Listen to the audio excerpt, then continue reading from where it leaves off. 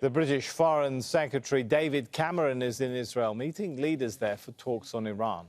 Cameron says Israel will act after Iran strikes on Saturday, but he says he hopes they'll act in a way that does little to escalate the situation. Iran says its drone and missile attack was in response to Israel's strike on its consulate building in Syria earlier this month. The situation is very concerning. It's right to show solidarity with Israel.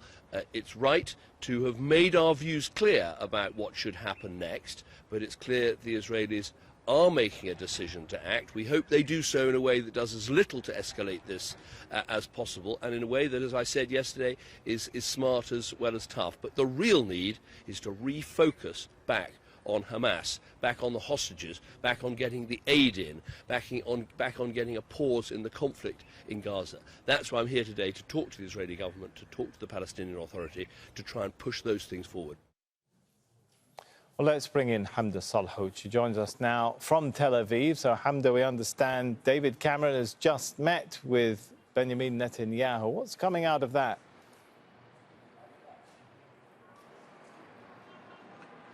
Well, in an apparent rejection of international pressure, the Israeli prime minister speaking in a weekly cabinet meeting, saying that Israel will respond however it sees fit and that, quote, Israel reserves its right to defend itself. But the UK foreign secretary's visit was not the only foreign visit in Israel today. We also had the German foreign minister speaking with not only the Israeli prime minister, but also the foreign minister, Israel Katz, in which both leaders had emphasized that Israel is going to respond at a time that it sees fit for itself. There's been a lot of international pressure from Germany, from the United Kingdom, the United States especially, for Israel not to respond, fearing it will lead to some sort of larger escalation. But remember, all of this is because it was a retaliation against the Israelis who had struck the Iranian consulate in Damascus on April 1st. So Netanyahu is speaking out, saying that Israel will do whatever it sees fit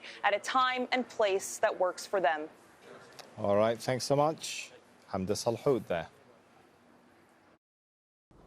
Make sure to subscribe to our channel to get the latest news from Al Jazeera.